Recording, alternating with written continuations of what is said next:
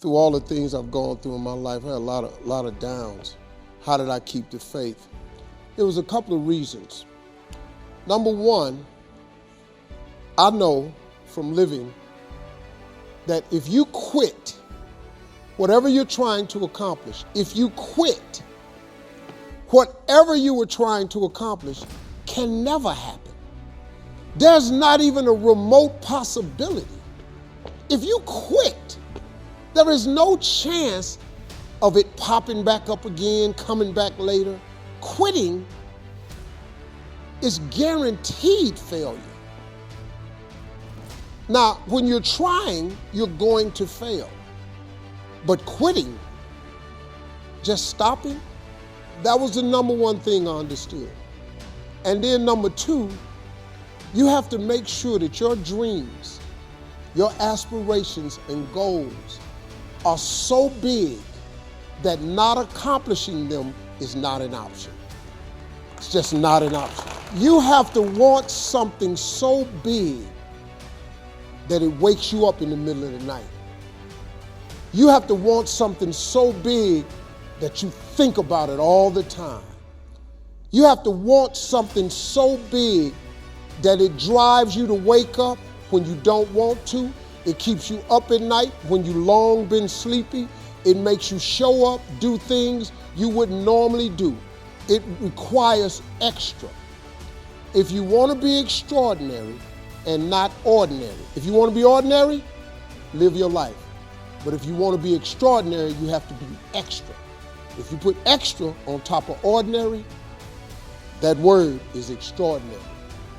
It requires an extra effort. If you don't want to do the extra effort, you finna be regular. There's nothing wrong with being regular. A lot of people are happy being regular. I just wasn't. I ain't want to be regular. I ain't want no regular life. I didn't want no regular house. I didn't want no regular car. I didn't want no regular clothes. I didn't want no regular checking account. I just didn't want it. I wanted to have an exceptional home. I wanted to have an exceptional bank account. I wanted to travel exceptional places. Now, if you don't want that, it's perfectly fine. You can be really happy being ordinary. But if something's burning in you, you got to deal with it. If you don't deal with it, you're going to be disappointed, man. See, being regular is cool. There's nothing wrong with it. You get a regular job, regular house, regular car. You get regular money. You have regular hours. You can dress regular. You can just go to the family reunion, take your ass back home. You just travel regular. You go on vacation once a year. That's cool. No problem. You can get you a coach ticket, economy ticket, regular. You want to fly first class? You want to sit in the front of the plane? See, let me tell you something. You know what you ought to do? Save your money and buy a first class ticket. This is how you train yourself to be successful. Save your money, get an upgrade, buy a first class ticket. Because when you sit in first class, you're going to understand something. The seats are wider. You get a choice of meals, chicken, beef, or fish. You get a bowl of warm nuts. They give you a hot towel to wipe your hands. Why do you think when their plane take off, they close the curtain to first class? Because they can't let these regular people, they cannot let you see what the is going on up there. Because you're going to want it back there, but you didn't pay to get it. Hey, what are they doing? They're serving warm nuts. Where's our nuts? Wait a minute. They didn't get charged for the food. Their food was free. They didn't pay for the headsets. They're watching all the movies. Why don't we have that? Because you didn't pay for that. So they closed the curtain so they don't have to deal with your regular ass, wondering what's going on in first class. Once you buy a first class ticket, it becomes very difficult now for you to walk past those seats. Because now you're going to know what's going on. So when you treat yourself first class, you are conditioning your mind to now behave and do the things that produce first class results. So if you ever sit in first class, you'll never, coach. Coach is the little tight ass chairs, you in the middle seat, you back there by the bathroom, the chair don't recline. It's horrible. First class, big seats. That's why Dick Gregory said, whenever you can treat yourself first class, you should, because it conditions the mind. Once you fly first class, you never go back. Once you get a private jet, you don't even want to fly first class no more, because you're on a private jet. You ain't got to take your shoes off at the airport. They ain't open your bag. Your car, pull around, they open the door, you walk up the steps. They take you right to where you're going. Then it's another car. When you walk down the steps, you don't even go, baggage claim. They put your bag straight off the plane in the car. You don't go do none of that. You fly private, you'll never want to fly first class again, because you get conditioned. All you got to do is you can condition yourself.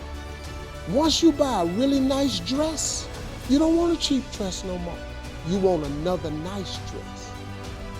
Once you buy some Christian Louboutins with the red bottoms, you want all your shoes to have red bottoms on them. Because you know, men like that red on the bottom of that shoe. I don't know what it is, but when you walking away, I'm telling you, man, being successful is a mental condition. You can all mentally condition yourself to being successful. All you got is your mind. You in control of it. If you want a great life, there can be no days off. No days off. The desire to improve. No days off. Wanting better for your life and those you care about. You're going to have days where you go backwards instead of forwards. You're going to have days where you make mistakes, where you screw up, where you fail. Yes, there will be bad days. There's going to be days where it seems like everything and everyone is against you. But on no day will you give up. There will be no day that you will give in. There will be no day where you concede defeat. You're a warrior, and warriors never give in until the battle is won. Warriors are focused. Warriors are all in. There's nothing but victory. A warrior doesn't rest until the battle is won. Is your battle won? Listen to me. If you have battles in your life that need to be won, I'm telling you, you need to get that warrior helmet on and go win the battle. You need to suck it up and step up to the top. There's no days off until you win your battle. Your mind has to seek discomfort. It has to seek these difficult tasks. You have to enjoy it. And you have to figure out a way to make your mind enjoy those things. Some people it comes easy and some people it doesn't. Some people it takes a long time. I always tell people the best thing you could ever do is force yourself to a schedule. Just write it down. Like today I have to do an hour on the treadmill. I have to do an hour, no matter what. Even if you've been walking on it, you're doing an hour on a treadmill. The next time you're going to do it, okay, you did an hour and this is the amount of miles you got in. Next time you're going to, add 3 miles. Put an extra 3 miles in that 1 hour. And just keep doing things like that. Write down, today I'm going to do 100 push-ups, and I'm going to do 100 sit-ups, and I'm going to do 100 chin-ups. That's today. And then force yourself. Force yourself to adhere to a schedule. Make a Monday, Wednesday, Friday workout schedule. Give yourself some time off, Like don't even crush yourself to the point where you can't do it. Make it so that you really appreciate those Tuesdays and Thursdays. But on Monday, Wednesday, and Friday, you're going to get after it, and this is what you're going to do. Most people just try to go work out. And you're kind of aimless, and you show up, and you pick up the jump rope, and you jump a little rope, maybe you hit the heavy bag a little bit, maybe you do some curls, but you don't really have an aim. That's why people like to hire trainers, because a trainer will tell you what to do. Well, you can tell yourself what to do. If you don't have money for a trainer, you don't even have to have fucking equipment. With bodyweight squats, sit-ups, chin-ups, push-ups, you could give yourself a brutal full body weight workout. And you can find these for free on YouTube. There's a ton of them. There's a ton of these body weight workouts you can do. Just force yourself. Write it down. Monday, Wednesday, and Friday, I'm going to do 100 push-ups, I'm going to do 100 chin-ups, I'm going to do 100 sit-ups. Even if it takes me all the day. Even if I have to do 10 and 10 and 10 and keep going all day, just that's what you do. Do 10 push-ups, take a break for 20 minutes, do another 10. But get those 100 in. I don't believe in half-assing things. This life is short. You know, if you get into something, get into it. And if you're not into it, don't be into it. And I think that insanity and greatness are next door neighbors, and they borrow each other's sugar. That's my that's what I've always said.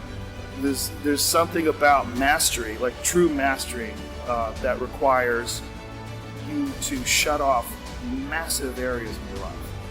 There's a lot of people that are scared of their ability to do something that's difficult. I don't know if I could force myself to be disciplined. I don't know if I could force myself to take that kind of action. Well, if you do force yourself to take that kind of action, you don't have that question anymore. That question, I don't know if I can do it. Well, you're doing it. So you obviously can do it. You do it tomorrow, you do it today, or can't you do it tomorrow? Just do it.